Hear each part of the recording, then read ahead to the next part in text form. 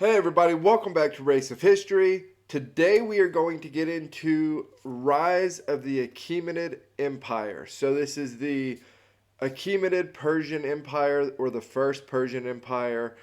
I'm kind of throwing a bone here to the ancient history, people that are on the channel. I haven't done anything for ancient history in a good while, so I'm tossing this in there. I love the Persian Empire. It's probably one of my favorite ancient empires. And I love ancient history. So this is something that I'm pretty familiar with and just absolutely love learning about. So let's go ahead and get into it.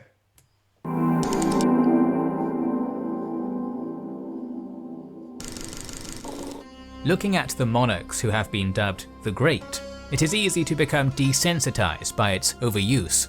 But one of the few ancient greats to truly deserve this lofty title was the founder and first King of Kings of the mighty Achaemenid Persian Empire, Cyrus II, otherwise known as Cyrus the Great.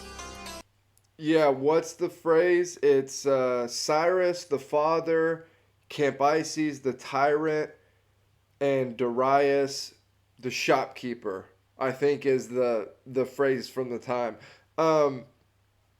It's kind of, with ancient history, there's a lot of different things that are looked at in terms of why perceptions of things are the way that they are. One of the things that I think is great PR for Cyrus overall is his handling of the Jews, the Israelites, right? Obviously, he takes care of them in a pretty big way, especially for people of the time period. But that's not off brand. Cyrus, a lot of the things that he does, and even a lot of the conquering that he does, is as this, this sort of great lord that's coming to free peasants from tyranny, right? So whenever he's got his eye on a country and they start having internal issues, he absolutely uses that to his advantage. He's very, very good at that. Welcome to our video covering the ascent to power of Cyrus and his actions that shaped the world in which we live. Following the destruction of the Neo-Assyrian Empire in 612 BC, four powers dominated the region: Egypt, Lydia, Babylon, and the Median Empire, whose territories stretched from eastern Iran to Cappadocia. So, on the southern tip of Elam, right? So you go down Babylonia, the southern tip down there where Elam is, that spot south of them is essentially that's where the initial Achaemenid Persians are going to be from.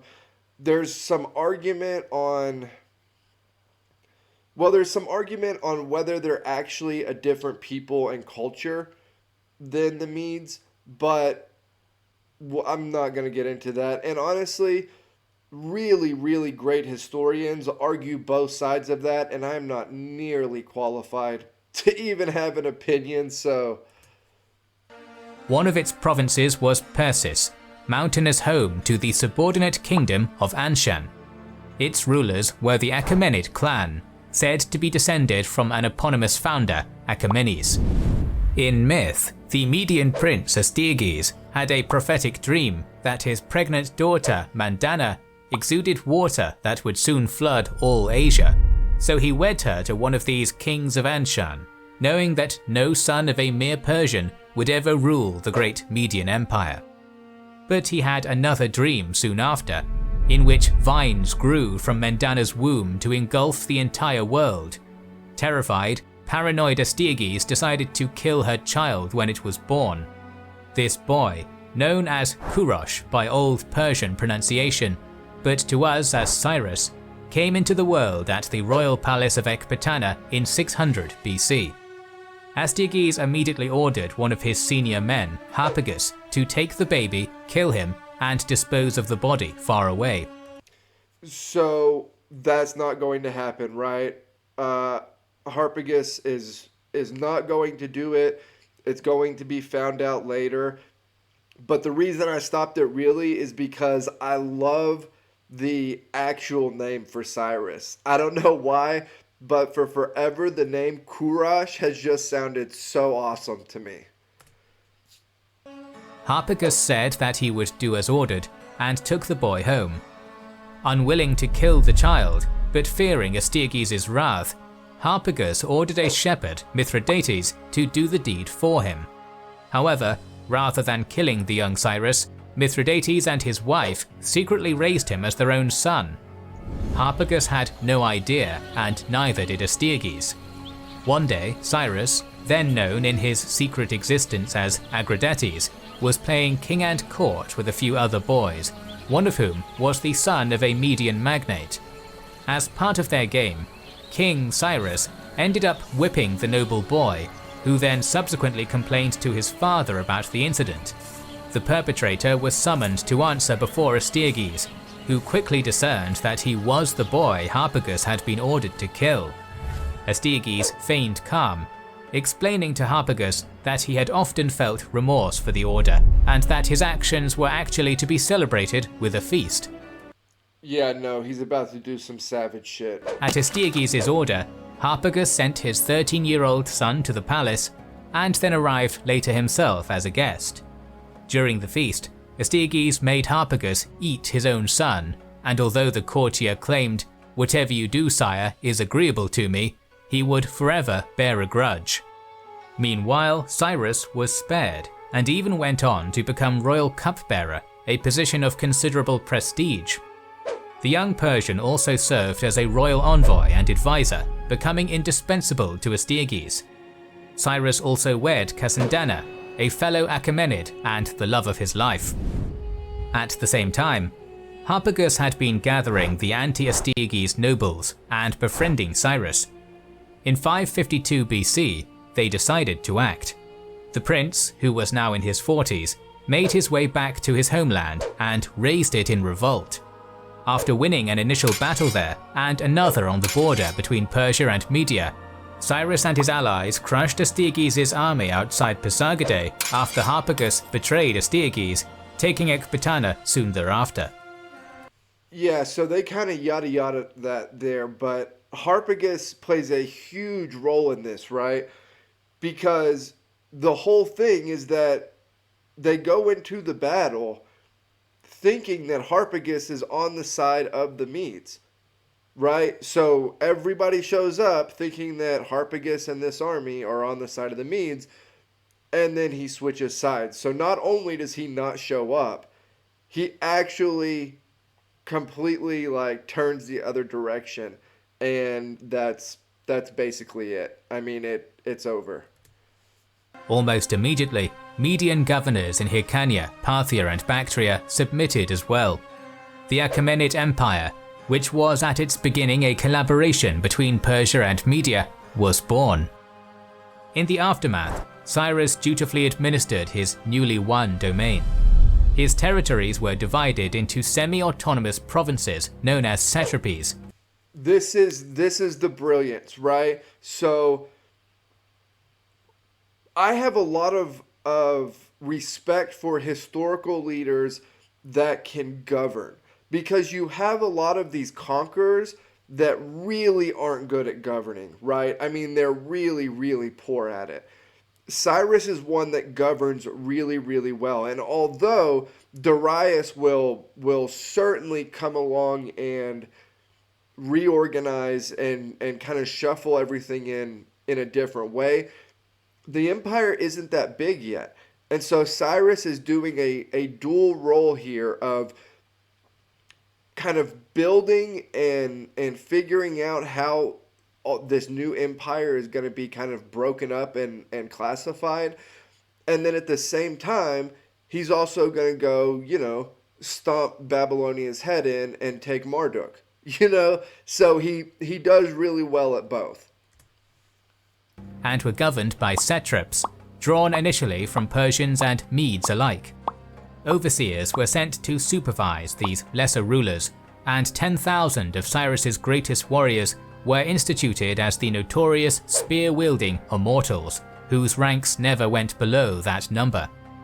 The King of Kings did all this under the cover of friendship treaties enacted with his powerful neighbours Babylon and Lydia. However, buoyed in confidence by a famously deceptive answer from the oracle at Delphi, Lydian King Croesus began mobilizing forces to assault this up-jumped Persian usurper. By 548 BC. Yeah, so look at what Delphi gave for the answer. If Croesus attacks the Persians, he will destroy a mighty empire. Now that is a completely up in the air statement, right? On one hand, you could say, absolutely, for sure, we're going to war because we're going to destroy a mighty empire in the Achaemenid Empire, right?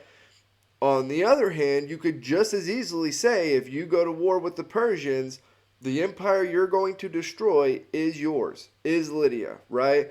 So that's kind of, you're taking a gamble there. And Delphi is notorious for doing this, for giving the most vague, not even just vague though, but it specifically could be either one of the things that I'm asking about.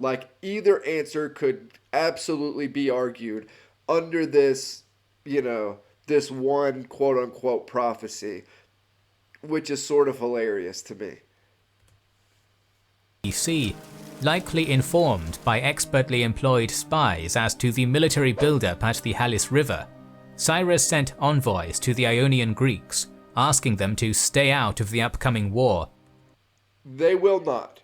They will not stay out of this upcoming war, and they're going to get involved in it. Athens is going to help the Ionians, and all hell is going to break loose with the Greco-Persian War later on down the road. But that's hilarious that he's like, hey, I've got this big thing coming up, just stay out of the way, please. I don't want to have to deal with anything like that right now. Stay on the side, everything will be good. Ionia is like, yeah, we're going to absolutely revolt and burn down the capital. However, cities loyal to Lydia refused outright, with the exception of Miletus. This decision among the Aegean Greeks would eventually, over half a century later, trigger the legendary Greco-Persian Wars of Salamis and Thermopylae.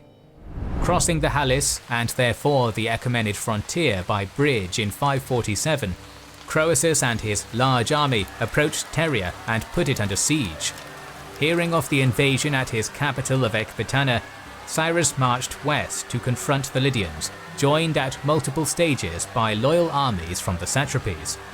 The core of his force consisted of Persians and Medes, but there were also Hyrcanians, Sake and many others. Pteria had already fallen, and its people sent to Lydia as slaves when the Achaemenid army, probably lesser in size than the Lydian one, arrived. Sure in his ability to defeat Cyrus, the Lydian king drew up for battle, but in the clash that lasted the full day, the Persian center smashed straight through and badly bloodied his army, leading Croesus to withdraw to Sardis. The Lydian king expected that winter would stop the hostilities, so he sent emissaries to the allied Babylon, again, it will not stop the hostilities, Egypt and Sparta, calling on them to send armies in 5 months to assist him. Crucially, he also sent all his mercenaries away with similar orders. However, bucking the trend of warfare in this period, Cyrus pushed into Lydia and encamped in sight of Sardis. Croesus sent a formidable cavalry army out to face the Persians.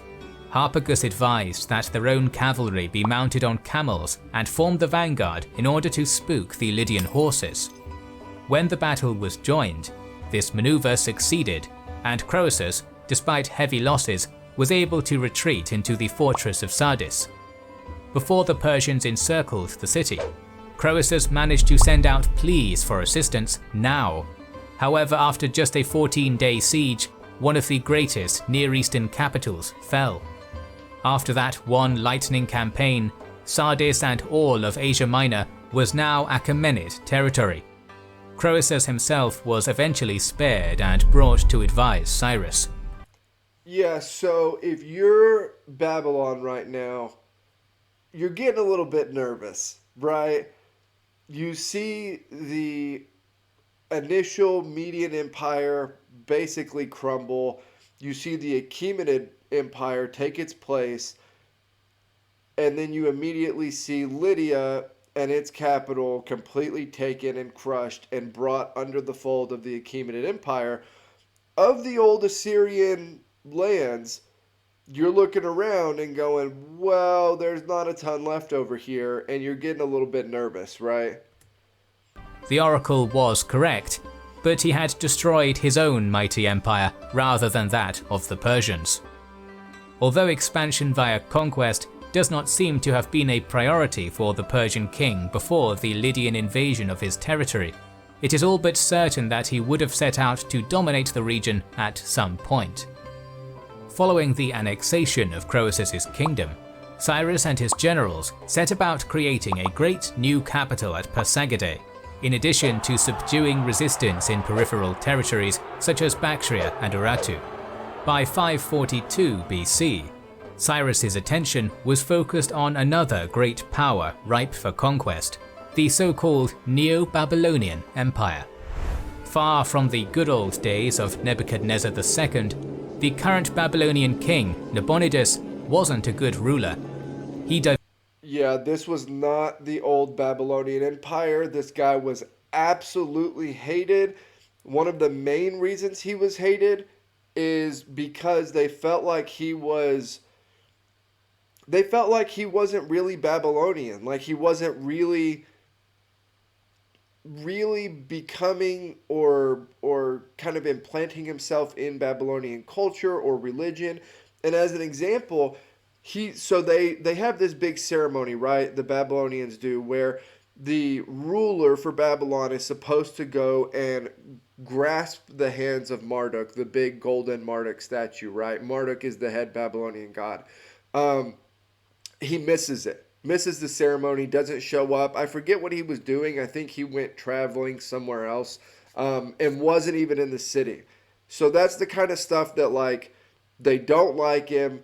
It's causing major issues within the empire. And like I said earlier, Cyrus is good at this. Like this particular thing, when he sees that infighting start, when he sees that blood in the water, he's very, very good at manipulating it. Diverted favor and funding away from Babylonian priests, neglected the common people, stopped renovation works on the city, and even cancelled the New Year's festival of the great god Marduk. Discontent was rife, and loyalty to the king and his son Belshazzar was at an all-time low, and Cyrus was all too aware of this state of affairs.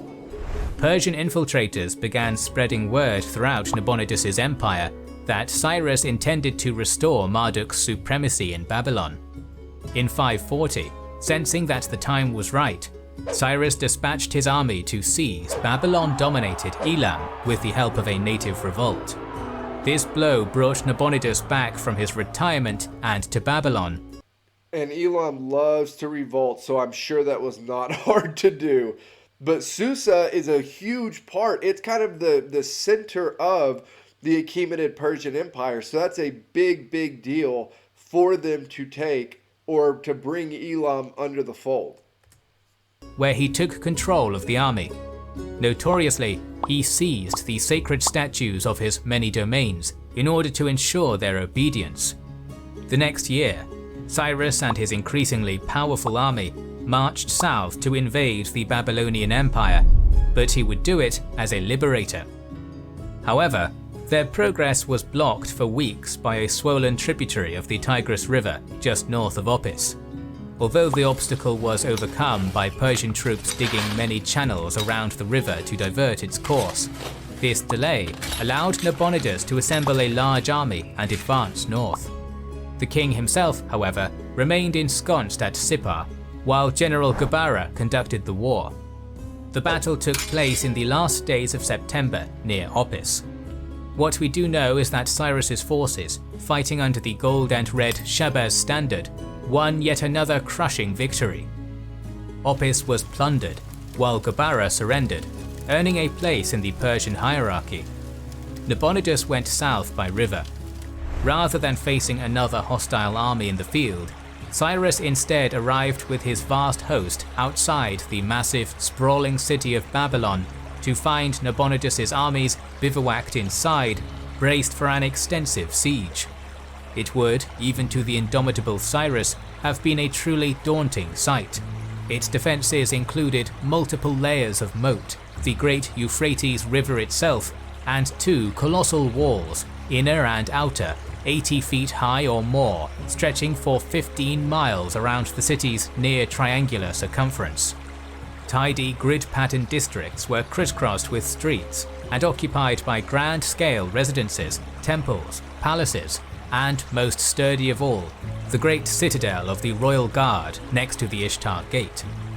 As he usually did, King Cyrus called together his advisors for a council of war immediately upon arrival, and debated upon how to best gain the city.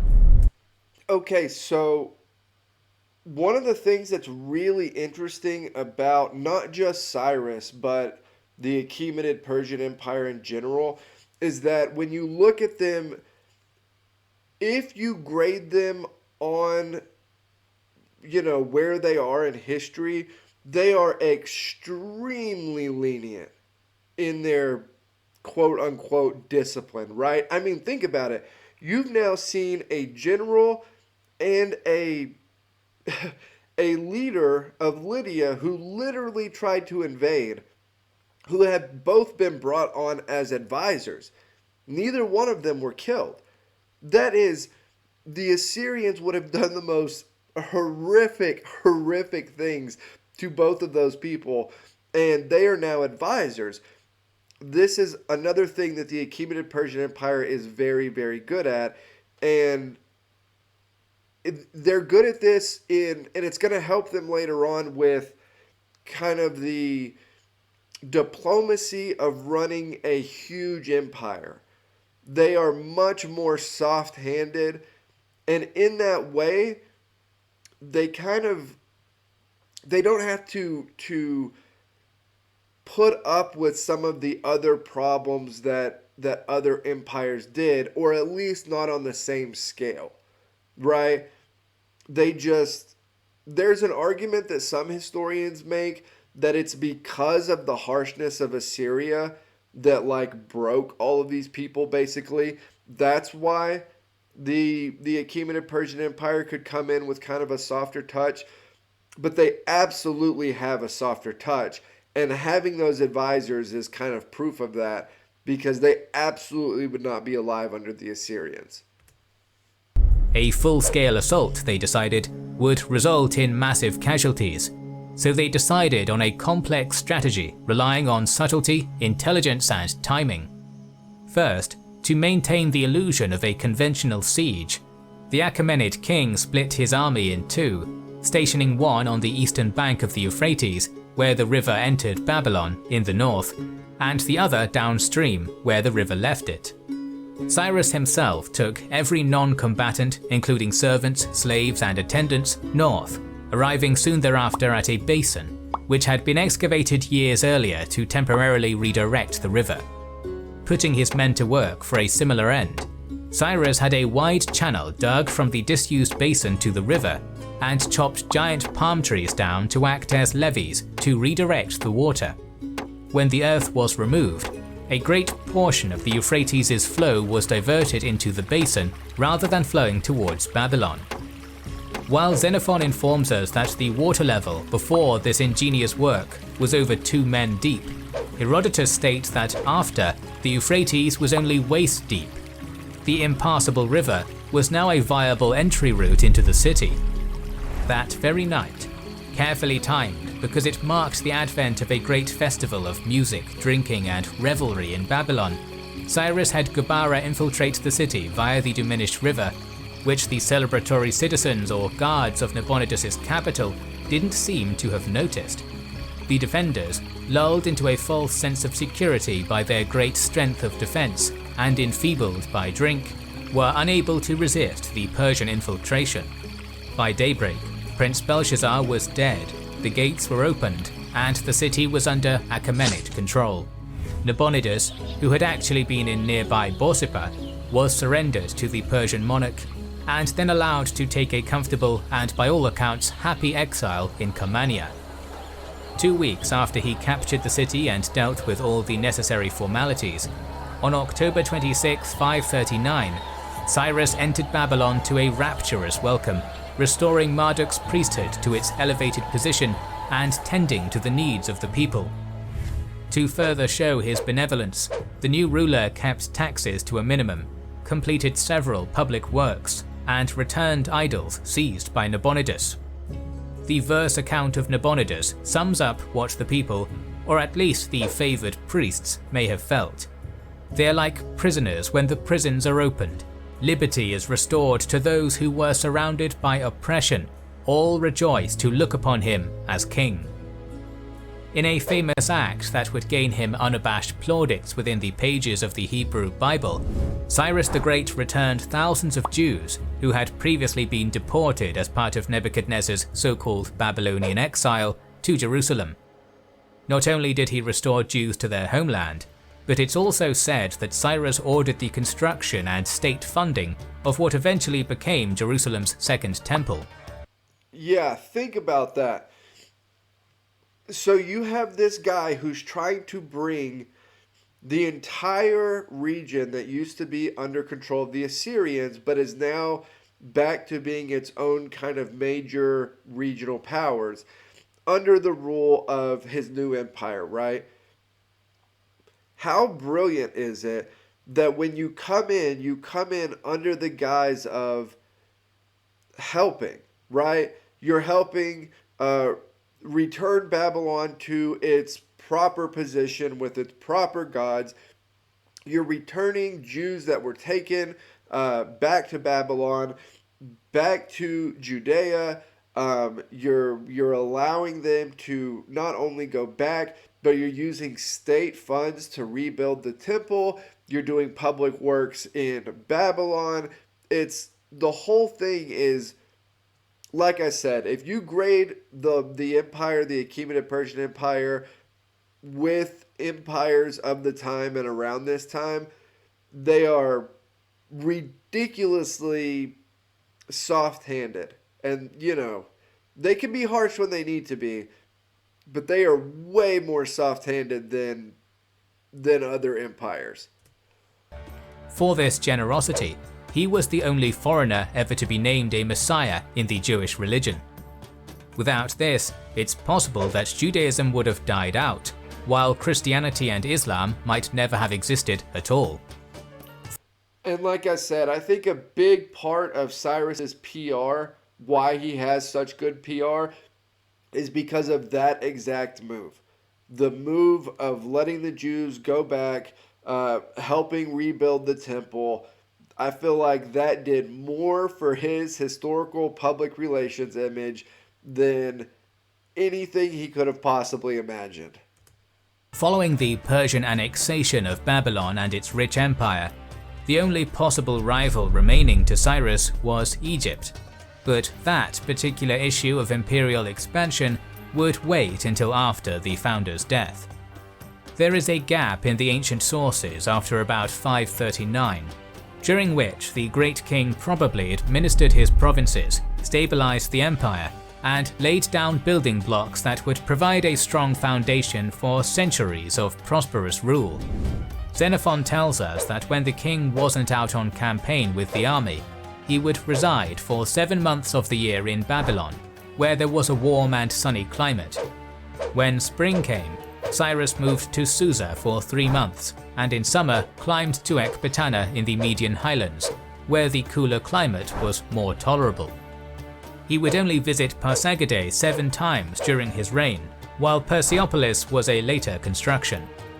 The famine in our sources ends with the multifaceted and intensely debated matter of Cyrus the Great's death. Soldier historian Xenophon, writing over a century later, believed that the first Persian king died in his bed, while the Greek physician Ctesias claimed Cyrus's death was due to wounds received in battle. Herodotus, however, tells us undoubtedly the most fantastic and epic tale of how the first King of Kings came to an end. In the late autumn of 530 BC, with his new head. Perfect. I did not think they were going to tell this story. It's Herodotus, and you know, when Herodotus' stories get a little crazy, sometimes they are more or less kind of like dismissed. But this really is a great story, so I'm glad that they're telling it. Hegemonic empire organized and set to rights, Cyrus took his army to confront a deadly new foe. After a long march across Iran, the Persian force came to the northeastern steppe frontier of the empire. This is Herodotus talking about this, talks about it like the extremely scary, barbaric, exotic steppes people, right?